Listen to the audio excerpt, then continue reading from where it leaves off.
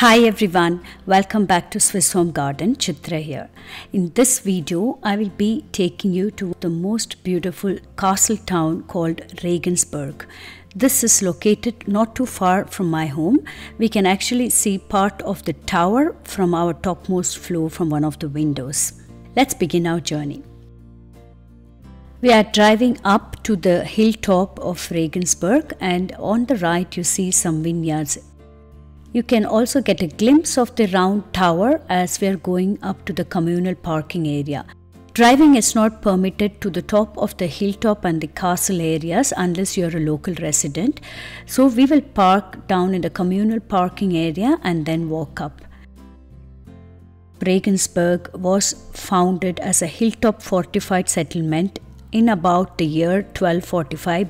It used to belong to the House of Regensberg in the Swiss municipality of Regensberg and Canton of Zürich.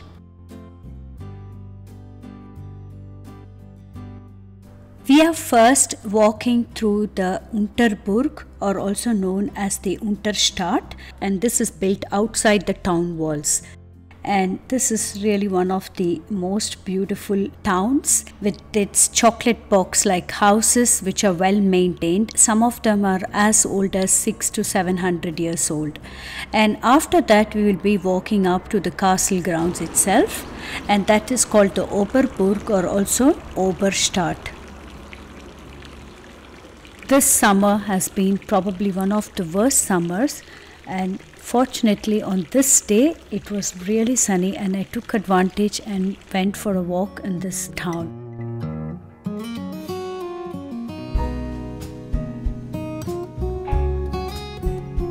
During the week the streets are empty, and moreover the restaurants are still not open for business.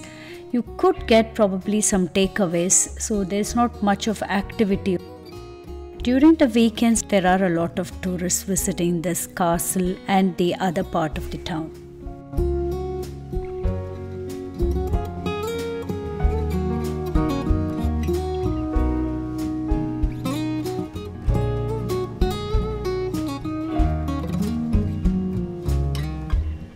This plaque gives a brief history of this town of Regensberg, which I will be translating.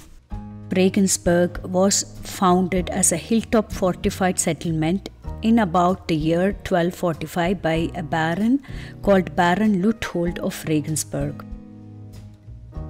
During the mid of the 13th century, the relations between the barons of Regensberg and the city of Zürich had become strained. Around the same time, the barons of Regensberg also had a disagreement with the Habsburgs.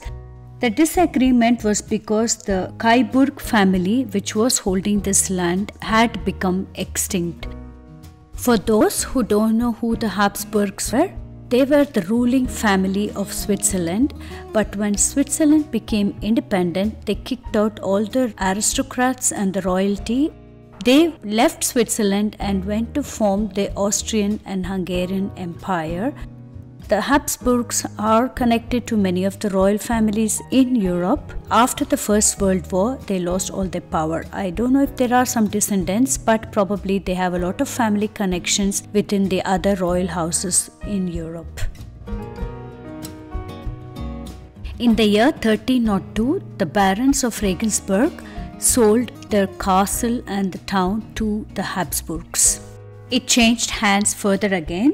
In the year 1409, the Duke of Habsburg, also known as Frederick IV, was forced to pawn Regensberg to the city of Zürich. It wasn't until the year 1417 that Regensberg was fully owned by Zürich. We will be visiting the castle and the surrounding areas, and I can give you a little tour of what is special in that place. Copy of the gravestone from one of the barons called Ulrich von Regensberg. When you see a German name with von, it usually refers to some aristocratic family.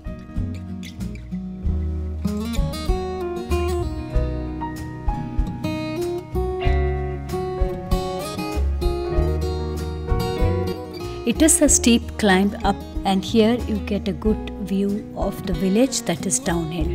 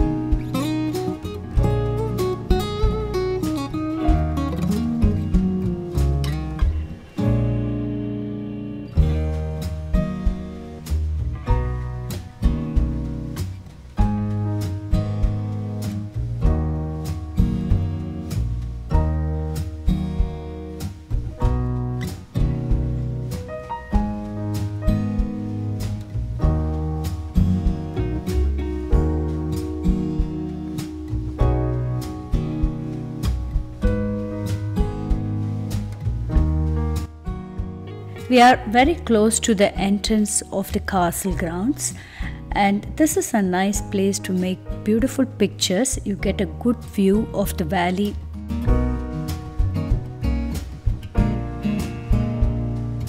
We are now slowly walking towards the Oberburg, or also known as the Upper Castle.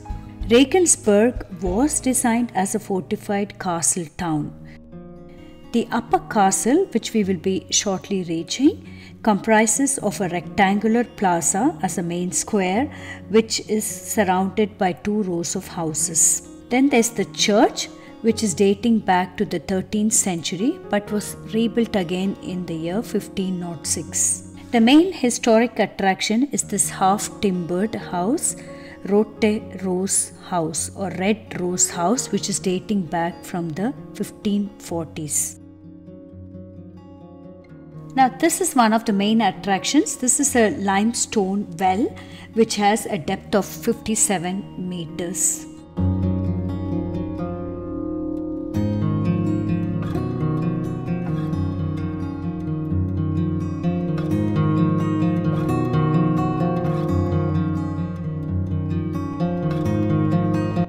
And then further to the left you can see this round tower.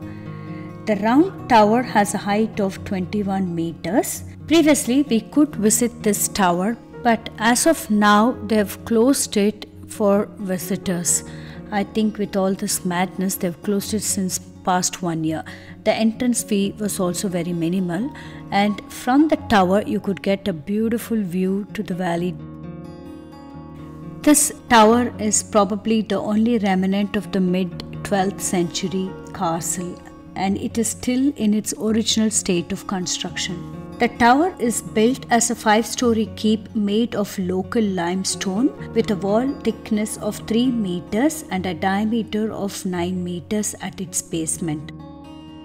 Then this building which you see next to the tower was the palace, but it was burnt by a devastating fire in 1540. So then they replaced this by this 3-story building. The area was surrounded by structures like a wash house, stables, gardens and the chapel, and then it was separated with a wall and a gate leading into the Oberstadt area.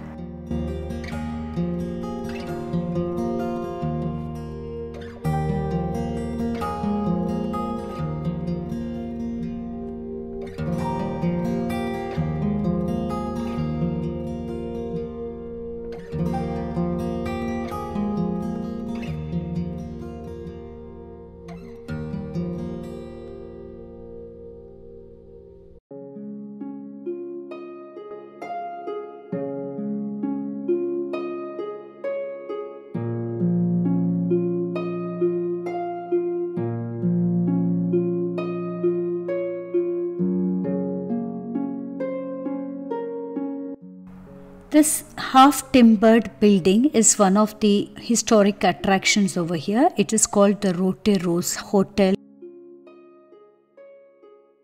The building dates back to 1540.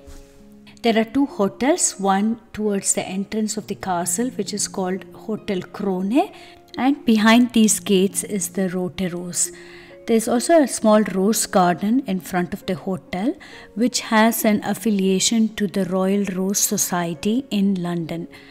And I don't know if this has some historical connections. There was war before the Tudors were established. It was called the War of the Roses.